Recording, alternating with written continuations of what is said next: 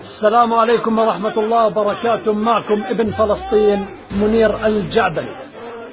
كثير بالوطن العربي وبدول الغرب بالذات بتساءلوا لماذا الكيان الصهيوني يرتعش خوفا من الجزائر، لأنها بلد 1,500,000 شهيد، لأنها مع فلسطين ظالمة أو مظلومة، لأنها بلد الرجال،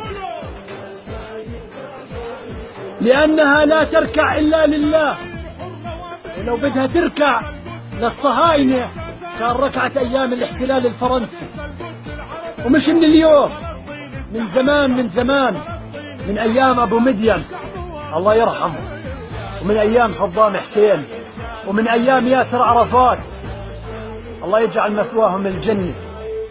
إحنا أحفادهم، إحنا ما بنخاف لا من الكيان الصهيوني ولا من غيره ولا من حلفاء الكيان الصهيوني. الجزائر ما فيها سفارة إسرائيلية، الجزائر بترفض أي معاملات مع الكيان الصهيوني لأنهم رجال. الجيش الجزائري جيش الكرامة والعزة والنخوة. إحنا بنفتخر، وفي كل مدينة في فلسطين بنرفع علم الجزائر وبنرفع راسنا فوق قدام الاحتلال إنه في إلنا إخوان في الجزائر، وبنفتخر نرفع علم الجزائر بأرض الأقصى. هذا فخر وعزة إلنا، إنه دائما بنفتخر بإخواننا الجزائريين. وأنا معكم